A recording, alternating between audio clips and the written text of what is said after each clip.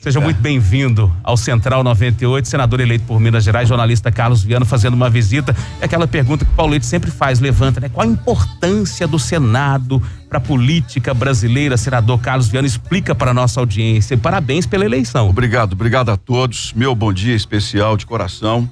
E é um prazer estar aqui com vocês para a gente poder conversar. E me permitam aqui, curtindo essa vitória, porque foi uma vitória de muita luta, né? Uma vitória da independência. Eu não tive nenhum partido político firme comigo, nenhuma estrutura, não tive ex-governador, nem ex-governador pedindo voto. Eu vim com uma expressão que já foi usada e que é uma das melhores expressões que eu já identifiquei no trabalho de campanha. Eu vim com a força do povo. As pessoas confiaram em mim de uma forma muito forte. Todos os lugares que eu passei, as pessoas diziam: olha, eu não ia votar mais, vou votar em você, não me decepcione. Por favor, eu perdi a esperança com a política, seja diferente. E eu estou fazendo aqui um compromisso de independência. Como senador, quem quer que seja eleito presidente da República nesse segundo turno, terá a minha fiscalização cerrada. Vamos usar essa expressão bem mineira. Eu vou lutar para que a Constituição seja cumprida em todos os aspectos, na liberdade de imprensa, na independência dos poderes, num país que a gente tem uma economia liberal livre, numa escola pública que ensine de verdade, no direito das minorias. O senador, ele tem um papel fundamental na sustentação da República. Paulo estava dando uma aula de direito aqui romano. O Senado brasileiro, ele tem a mesma base do Senado Popular Romano. É lá que as decisões da República são tomadas, né? É uma casa fiscalizadora. Mas é uma casa, gente, em que se você quiser trabalhar, você trabalha muito. Se você não quiser fazer nada também, você se perde naqueles corredores bilionários. O Senado tem uma dívida com o povo brasileiro. E eu vou falar por Minas Gerais. O Senado custa 2,5 bilhões de reais todos os anos. Um passivo enorme. Para 81 senadores. Um senador custa mais caro que a rainha da Inglaterra. E para isso, a gente tem que merecer o que está sendo ganho da população. Eu tenho uma preocupação muito forte em relação a isso. Primeiro passo nosso vai ser resgatar a dignidade da política de Minas. Isso é uma das primeiras obrigações que a gente tem, e eu tenho certeza que o segundo eleito também tem essa preocupação pela trajetória dele como advogado e tudo isso. Segundo, nós vamos tentar formar um bloco muito unido de parlamentares por Minas Gerais. Porque hoje a gente sai daqui, vai para lá, e o que a gente percebe é que os parlamentares mineiros acabam trabalhando muito os seus interesses locais, partidários, e se esquecem dos interesses do Estado. Minas perdeu relevância no cenário político nos últimos anos, cara? Perdeu muito. Vamos analisar o Senado por Minas Gerais nessas últimas décadas, porque Senado a gente está falando em 8 anos. Uhum. O Senado em Minas Gerais sempre foi um depósito ou de velhos políticos ou de caciques que receberam como prêmio uma cadeira de senador. Qual que é a prática? A pessoa é eleita um político mais velho e o suplente é um milionário que paga a conta. Opa! A pessoa morre no meio do caminho, o suplente assume e não tem nenhuma responsabilidade com absolutamente nada. Esse é o modelo. É o modelo. Foi assim com Eliseu Rezende, foi assim com Itamar Franco. Né? Nós tivemos Clésio Andrade, que foi um senador nulo na relação de Minas Gerais lá. Depois nós tivemos Zezé Perrella, que foi um senador nulo, que não fez absolutamente nada pela política de Minas Gerais. Vamos falando publicamente. Não, e você tem autoridade para isso, que como jornalista e analista, você já se posiciona assim há mais tempo. Isso aqui, não adianta querer enganar as pessoas. A verdade é que a política, ela está distante do eleitor, porque o eleitor não está satisfeito. Nós temos aí agora as pesquisas mostrando que os partidos políticos estão entre os menos confiáveis do Brasil. Uhum. Por quê? Porque as pessoas não se identificam mais com o que está acontecendo na política brasileira. Vamos raciocinar aqui rapidamente. Quem está no poder não quer perder o poder. Então o que eles fizeram, Paulo e nossos ouvintes aqui, o pessoal? Eles fizeram uma mini reforma política. Proibiram o financiamento por empresa privada com a alegação de que isso acabaria com o Caixa 2, que não acabou. Não é? E que, sabe o que eles fizeram? Criaram um fundo partidário de 1,7 bilhão tirado do dinheiro do contribuinte. Uhum. Esse fundo foi entregue aos partidos. Olha, nós tivemos deputados eleitos, presidentes de partidos, que receberam de 1 milhão a 2,5 milhões. Os partidos compraram, inclusive, outros nomes que, naquela janela dos 60 dias de mudança, quem tinha a chance de ser eleito em outro partido, o que foi feito? Olha, eu te dou aqui 2,5 milhões de reais do fundo partidário para você fazer campanha, vem pro meu partido. o que seria algo muito interessante para a gente dividir e tornar mais fácil o acesso dos novos nomes, se tornou impeditivo. A maioria dos nomes que poderiam surgir na política hoje, novos, enfrentaram esse problema, porque quem é que doa dinheiro para a campanha? Eu mesmo fiz uma grande campanha por meios sociais e com muita alegria, recebi R$95. O resto, eu tive que brigar muito com o meu partido para que o meu partido me passasse pelo menos o dinheiro de pagar a papelaria, senão eu não tinha a menor condição de fazer campanha. E na sua opinião, Viana, como é que a gente conseguiria transformar? Porque eu queria abordar com você algumas realidades que são pontuais agora no cenário brasileiro. A primeira delas você já levanta, a questão do financiamento de campanha. Você acaba de sair de uma campanha, eu vou até revelar uma inconfidência que você me fez aqui, vou me permitir revelar. Você tem dívidas de campanha para saldar? Tenho. Você está com dívidas de campanha para saldar? Tenho. Como é que seria o financiamento de campanha adequado para um país como o nosso? Existe eu sou a favor do financiamento privado, eu sou a favor do lobby, eu acho que a gente tem que desmascarar essa história, isso é uma tremenda hipocrisia, porque o fundo partidário dá uma impressão de que as pessoas foram eleitas em defesa do povo e não são. Os deputados eleitos vão continuar representando os seus segmentos, seja a mineração, a cana-de-açúcar, isso aí existe, isso é do parlamento no mundo todo. Era muito melhor, na minha opinião, que a gente soubesse quem são as pessoas. Institucionaliza o lobby, pronto. Olha aqui, você é das armas, você é do agronegócio, vota livremente, mas a gente sabe quem é a pessoa. Porque o fundo partidário, ele distribuído do jeito que está, ele dá uma institucionalidade que não existe. Porque essa pessoa continua sendo. Então, um dos primeiros passos, Paulo, é a gente fazer uma reforma política, defender e, a meu ver, uma reforma política distrital. Nós criamos distritos eleitorais nos estados por população e cadeiras reservadas. E ali, naquele distrito, o candidato é daquela região e vai disputar por aquela região. Assim fica mais fácil para que o eleitor saiba quem são eles e possa cobrar deles depois. Acabar com o paraquedista, né? Acabar com o paraquedista. Isso é uma coisa que a gente precisa, começar a fazer com urgência. Essa questão do financiamento tem que ser rediscutida. Porque eu, sinceramente, se perguntarmos a qualquer um, você concorda com 1,7 bilhão tirados da educação, da saúde para financiar a campanha política? Eu não concordo. Eu acho que a gente tem que pensar numa outra maneira de equilibrar isso daí. Vamos emendar uma outra questão aqui, que é uma questão central que está aí na discussão plena das pessoas. Primeiro, lembrar que segurança pública é a principal questão, mas tem uma discussão prática que é a previdência pública e privada. A previdência pública e privada, particularmente a previdência pública, tem causado danos financeiros a cofres da União e dos estados. Qual a sua posição com relação a reformas em previdência pública e privada? Esse é um assunto que eu estudei bastante nos últimos meses, até para ter um posicionamento muito claro sobre ele. E o Senado terá a responsabilidade de discutir uma reforma da Previdência. Em primeiro lugar, o Brasil precisa de uma reforma, porque as pessoas estão vivendo mais e a gente tem que pensar no futuro.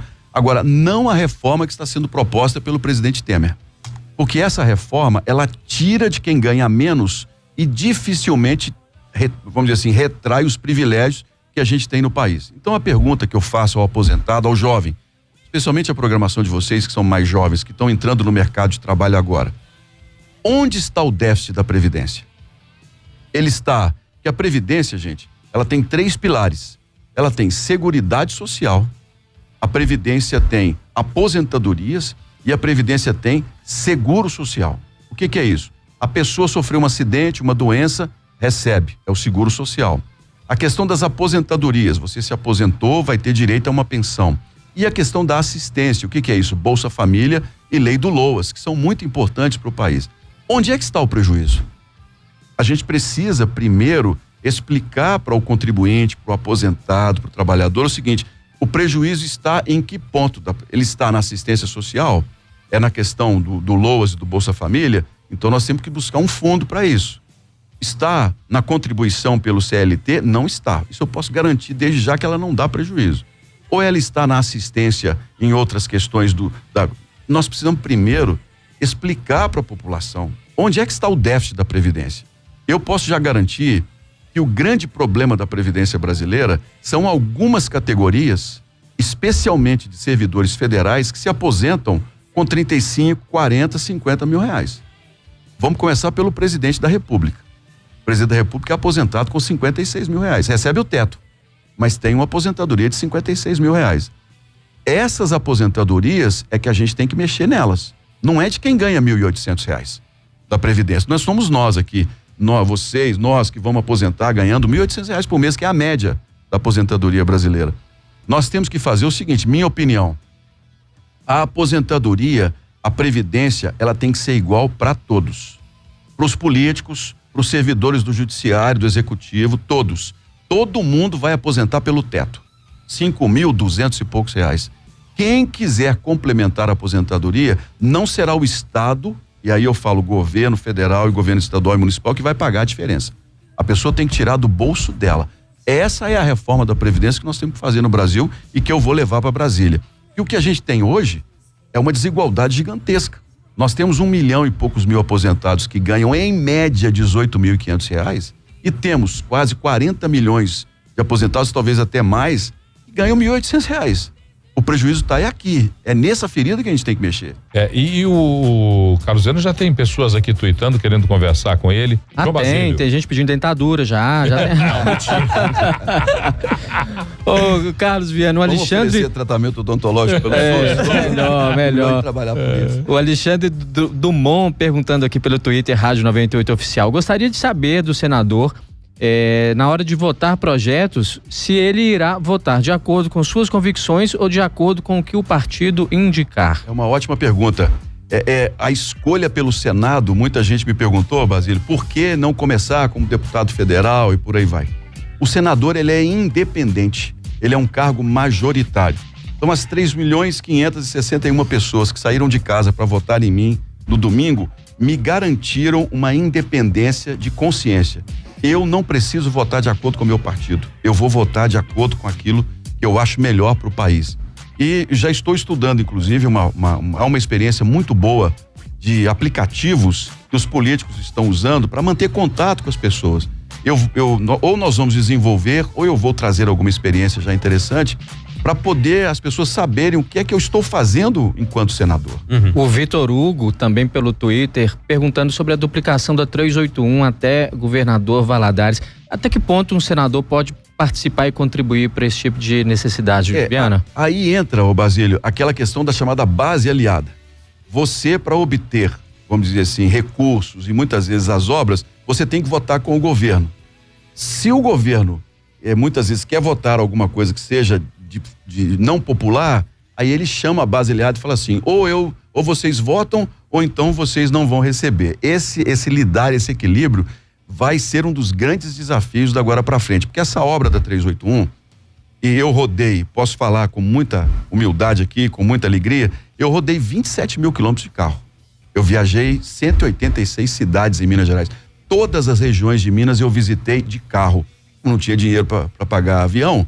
O que eu fiz? Fui pro meio da rua. Ficava 8 dias fora de casa, viajando. Visitei quilombola, andei 140 quilômetros de estrada de chão, visitei terra indígena, visitei terra seca, o Agreste Mineiro que eu não conhecia, que me apaixonei de uma forma espetacular pelo norte do nosso estado. E hoje eu digo para vocês, nós estamos 20 anos atrasados em estradas.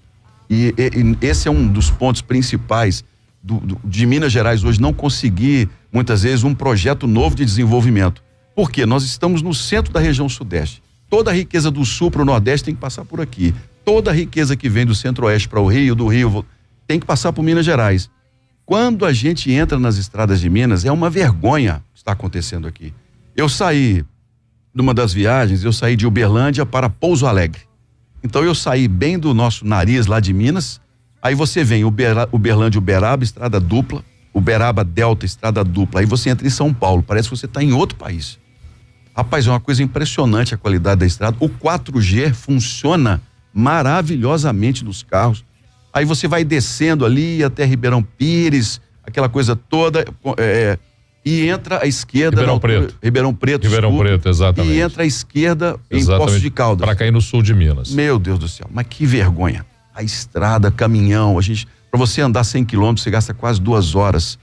Isso nós temos que começar a trazer. Fala em sul de Minas, nacional de crescimento. Em estrada, ontem a gente foi obrigado a anunciar aqui a morte de 7 pessoas em mais um acidente de trânsito, sul de Minas Gerais, né? 7 vidas perdidas, é a nossa realidade, né, Viana? E essa da 381, Eu não vou prometer, porque esse assunto, mas nós vamos lutar muito para essa obra continuar e essa obra ir até Governador Valadares, porque ela está prevista só até uma parte, né? Mas a gente levar até Valadares essa duplicação. Viana, é um assunto que o cidadão comum não tem interesse, mas é impactado por ele, que é o Pacto Federativo. Sim. O Pacto Federativo brasileiro é tênue, é esgarçado, a gente sabe disso. Hoje as relações não são republicanas entre a federação e os estados, quer na divisão de impostos, quer na relação política. Como entender e como transformar essa relação, principalmente por uma Minas Gerais que o Antonélio já falou, tem sido esquecida nos últimos tempos. O Pacto Federativo, ele reza sobre as relações entre os estados e entre os estados e os municípios e os governos. Tá?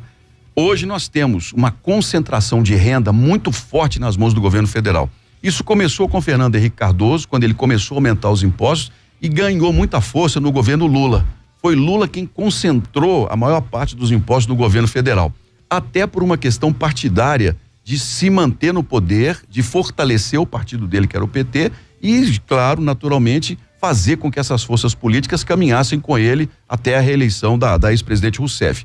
Hoje nós precisamos discutir esse pacto dentro de uma visão republicana. Os prefeitos hoje que nos ouvem são os prefeitos que mais sofrem com isso. Por quê? Da mesma forma que o governo federal centralizou os fundos, os governos estaduais também centralizaram os fundos. Modelo a ser seguido, né? Aquele modelo assim, não, você vem aqui, se você não vier aqui, eu não vou te dar nada. E os prefeitos hoje ficam com um pires na mão terrível. Nós precisamos discutir em Brasília uma nova forma de redistribuição desses recursos direto nos caixas das prefeituras, não passando pelos governos dos estados, como é hoje em boa parte deles. E a gente tem também, o Paulo e nossos ouvintes, nós temos em Minas Gerais, vou lhe dizer, quase 80% dos municípios que dependem, em sua maioria, do fundo de participação dos municípios. Muitos são chamados município ponto 6. O que é isso? É município que não tem renda própria. Eu visitei municípios, por exemplo, onde 80% da população ou vive da Previdência ou vive de Bolsa Família. São regiões de Minas Gerais esquecidas pela política, mas esquecidas. Esses municípios são os que mais precisam de uma reforma. Por quê? Você tem, por exemplo, o SAMU, você citou o acidente. O SAMU, ele é feito em contrapartida por região de saúde. Muitas vezes eu já vi casos que o SAMU não funcionou porque as prefeituras não têm contrapartida, não tem dinheiro. Aí o governo federal manda, o governo estadual manda a parte dele também, e aquele dinheiro fica na conta. A prefeitura não consegue usar, porque ela não tem dinheiro para poder bancar o serviço do SAMU. O que nós precisamos fazer? Nós precisamos propor o repasse de interesse social. Municípios como esse, Fundo ponto 6, por exemplo, são municípios que precisam de ajuda, têm que receber esses dinheiros do governo federal sem contrapartida. Por quê? Porque nós vamos melhorar a vida da população. Essa visão política do toma lá, dá cá, nós precisamos quebrar isso. Hoje é muito comum, o prefeito toma o poder na prefeitura e ele toma toda aquela capacidade de negociação com o governo do estado e por aí vai. Isso não faz bem à população. A pergunta é, nós temos aí agora uma decisão em segundo turno, tanto no plano federal como no plano estadual. Na sua visão, e como é que você vai se comportar na sucessão federal e na sucessão estadual? Bem, como eu fui eleito de forma independente, eu fui eleito pelo povo, não fui eleito por nenhum partido, nenhuma coligação. Como eu disse, não tive governador para poder pedir voto para mim, não tive ex-governador para pedir voto para mim, pelo contrário, o ex-governador pediu voto para um adversário, que é direito dele, né? Eu fui eleito com a força do povo. E eu vou me posicionar agora com a força do povo. Eu me permitirei analisar cada uma das propostas que estão aí para que a gente possa tomar uma decisão. O segundo turno não tem eleição definida. Essa história de quem achar que já ganhou não é verdade. É um segundo turno em que a gente tem que apresentar as propostas que os candidatos precisam conquistar definitivamente o eleitor. E, gente, não se toma decisões sozinho na política. Eu tenho o prefeito Alexandre Calil, que é o meu parceiro, eu chamo ele até de padrinho, que foi quem me abraçou, foi quem brigou pelo meu nome desde o primeiro momento, não me abandonou em hora nenhuma, foi para as ruas comigo, nós subimos vilas e favelas buscando voto de quem precisa da política. Inclusive, ele deixou bem claro que ele se afastava da prefeitura para, com você, batalhar pela campanha do Senado. E foi uma liberdade tão grande que ele apoiou Ciro Gomes e eu falei, olha, Calil, eu não apoio Ciro Gomes. Você sabe que eu não apoio nenhum candidato de esquerda, acho que a esquerda no Brasil fez muito mal. Então você vai me dar a liberdade de apoiar quem eu quiser. Eu falei, não, então você não revela o voto. Deixa a gente tomar uma decisão no segundo turno. Eu falei, tá bom. Hoje, e outra coisa que eu preciso agradecer ao Calil aqui, viu, Paulo? Calil não me pediu um cargo, Calil não me pediu uma emenda, Calil não me pediu absolutamente nada. E ontem, quando eu fui conversar com ele sobre o segundo turno, ele virou para mim e falou assim, aqui, você é um senador eleito, vai voar, vai fazer política. Você é uma pessoa que hoje representa 3.560.000 pessoas. A sua decisão vai ser a decisão dessas pessoas. Olha para você ver. Por isso é que ele é prefeito de Belo Horizonte e eu já faço aqui um compromisso, já pela reeleição de Alexandre Calil na prefeitura da capital. Então agora nós vamos sentar e vamos tomar uma decisão em bloco. Por quê?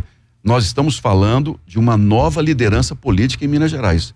Nós estamos falando de um novo grupo político que pretende, e nós vamos ser uma terceira via na política de Minas Gerais. Nem a esquerda, nem a direita. Nós queremos estar perto da população com uma nova proposta para governar Minas Gerais a partir de agora. Esse é a grande vantagem de você acordar numa segunda-feira eleito, o Basílio fala assim, não devo nada a ninguém. Essa é a vantagem de você estar andando na rua, né, e ninguém te cobrar absolutamente nada. Essa é a vantagem de sentar com todo mundo, com empresário, com federação de indústrias, com todo mundo e falar assim, eu não devo nada a vocês. Eu devo ao povo que me elegeu e eu não vou perder isso daqui para frente. Então o segundo turno é o momento em que a gente tem que analisar com muito carinho, mas a decisão será tomada nos próximos dias. Viana, repete esse número, 3 milhões? 561 mil e mais uns 600 e pouco, eu não posso esquecer. Não. E a responsabilidade de carregar isso aí nas costas, hein? E olha, tenho certeza, eu vou honrar cada voto que eu recebi. Sabe, eu não vim aqui brincar de ser candidato, não vim aqui brincar de ser político.